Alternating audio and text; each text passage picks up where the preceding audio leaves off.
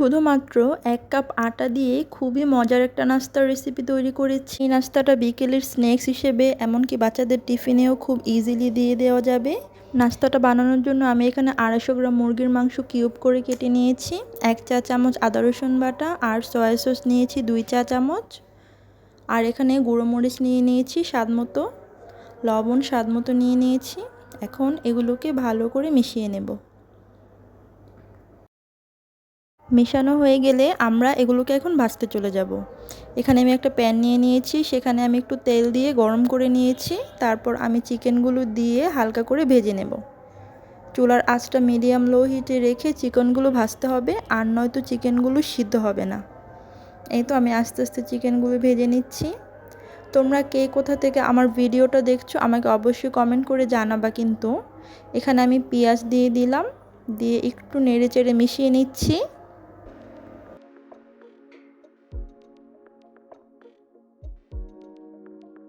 মেশানো হয়ে গেলে আমি এখন এখানে বাঁধাকপি কুচি দিয়ে দিলাম। বাঁধাকপিটা তোমরা তোমাদের স্বাদ মতো দিতে পারো, যারা সবজি বেশি পছন্দ করো তারা একটু বাড়িয়ে দিতে পারো। তারপর আমি দিয়ে দিলাম গাজর কুচি, আর দিয়ে দিচ্ছি ক্যাপসিকাম কুচি, আর সয়া সস 1 চা চামচ দিয়ে দিলাম, টমেটো সস দিয়ে দিলাম 2 চা চামচ, আর এখানে অরিগ্যানো দিয়ে দিলাম। এটা তোমাদের ইচ্ছে মতো দিতে পারো, থাকলে দিবা, না থাকলে না দিলেও সমস্যা নেই। গুঁড়া মরিচ দিয়ে দিলাম স্বাদ মতো, আর স্বাদ মতো লবণ দিয়ে দিলাম। ওয়েস্টার সস দিয়ে দিলাম, এটা অপশনাল, দিলে ফ্লেভারটা খুবই সুন্দর আসে। তারপর এখানে আমি স্বাদ মতো গোলমরিচ দিয়ে দিব। তারপর সব ভালো করে নেড়ে চেড়ে মিশিয়ে নিচ্ছি। আমরা 10 মিনিটের মতো রান্না করে নেব। এই তো আমার চিকেনের পুরটা রেডি হয়ে গিয়েছে। এখন আমি ডো তৈরি করে নেব। এটার জন্য আমি 3 কাপ আটা নিয়ে নিচ্ছি। তোমরা চাইলে এখানে ময়দাটাও ইউজ করতে পারো। তারপর স্বাদ মতো লবণ দিয়ে দিচ্ছি। তারপর আমি এখানে তেল দিয়ে দিলাম স্বাদ মতো। তারপর এগুলোকে ভালো করে হাতের সাহায্যে মিশিয়ে নিচ্ছি।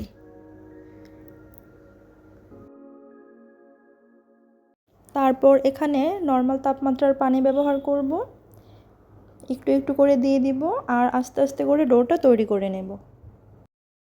খেয়াল রাখতে হবে ডোটা যেন শক্ত না হয়ে যায়, একটু নরম নরম রাখবো ডোটা। একদম সফট করে আমি একটা ডো তৈরি করে নিয়েছি।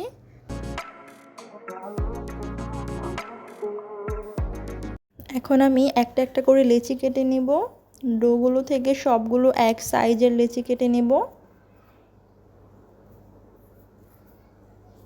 এই তো সবগুলো করে ফেলেছি।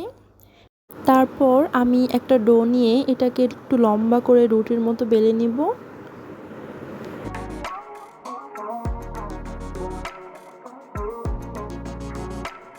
তারপর সে চিকেনের পুরগুলো আমি এখানে দিয়ে দিব।